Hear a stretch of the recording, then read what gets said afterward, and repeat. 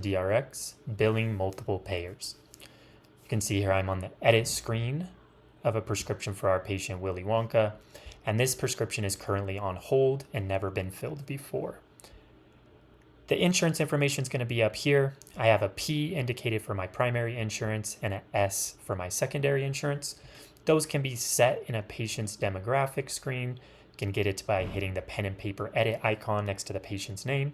And here we've designated this primary insurance as primary and this secondary insurance as secondary.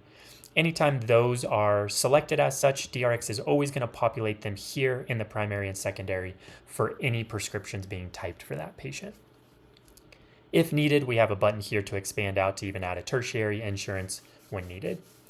So since we're billing a primary and secondary, most of the time with the secondary, we're going to need some sort of other coverage code. To get to all our claim overrides, I can move from this dispense tab to claims.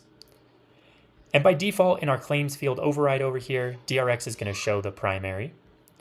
I'm going to want to toggle to include the other coverage code for my secondary. I have a toggle button here for those other coverage codes. So if I'm doing some kind of coupon with a copay assistance, I can do an 8. If it's a true secondary insurance like Medi, maybe it might be something like a 2.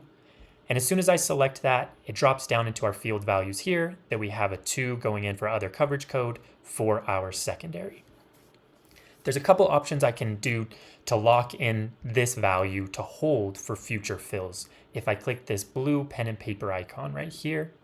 So by default, DRX only saves this override for this one time that we're trying to do for this fill, and they also have it indicated for this secondary insurance.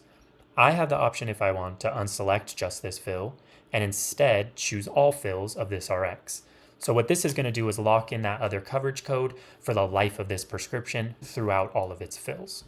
So I'm going to select all fills and keep it with the secondary third party, and I'm going to lock this other coverage code in.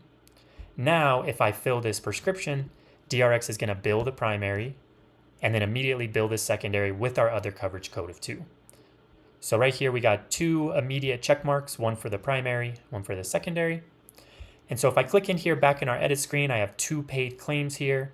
Over on the top right is where all the billing information is going to live, showing what we submitted, what the primary was submitted for, and what the copay was for there, and then what the secondary was submitted and what the patient's copay is there, showing what our profit is and what both insurances paid as well. These are just cash claims, so these aren't reflecting as a true primary and secondary third party would, but just to illustrate the idea of how to lock in these coverage codes.